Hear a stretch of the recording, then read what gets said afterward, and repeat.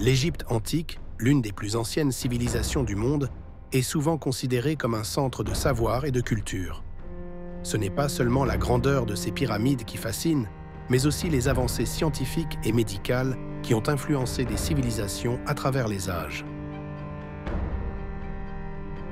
Des textes médicaux égyptiens, comme le papyrus Ebers, datant de 1550 avant Jésus-Christ, révèlent une connaissance approfondie de l'anatomie, de la chirurgie et de la pharmacologie.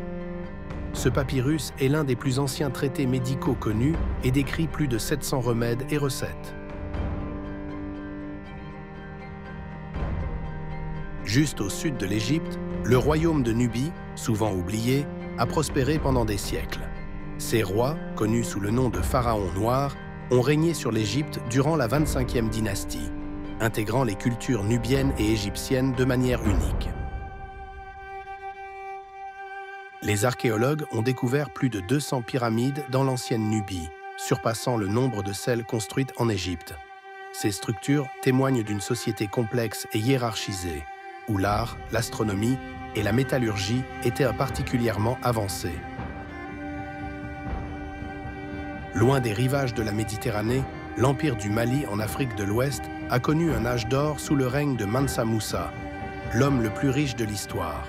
Mais la richesse de cet empire n'était pas seulement matérielle.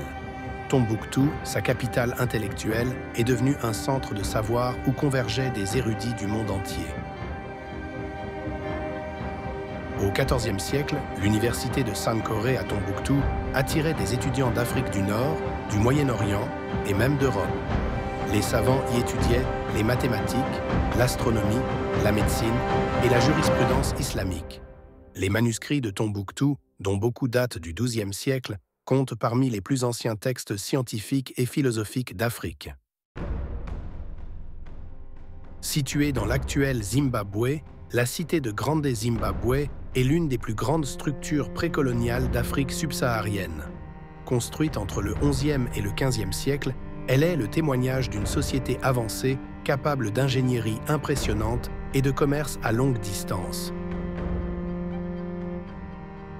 Le complexe de la Grande Zimbabwe, avec ses murs atteignant 11 mètres de haut, a été construit sans utiliser de mortier, un exploit d'ingénierie qui a longtemps intrigué les archéologues. Cette ville fortifiée était un centre de commerce majeur, échangeant de l'or, de l'ivoire et du cuivre avec des marchands venus aussi loin que la Chine et l'Inde. Au nord de l'actuelle Éthiopie, le royaume d'Aksum fut l'un des empires les plus puissants de l'Antiquité, jouant un rôle central dans les échanges commerciaux entre l'Afrique, l'Asie et l'Europe. Aksum est l'un des premiers empires à adopter le christianisme bien avant la conversion de l'Empire romain. Les monarques aksumites ont érigé des stèles gigantesques, dont certaines atteignent plus de 30 mètres de haut, servant de marqueurs funéraires et de symboles de pouvoir.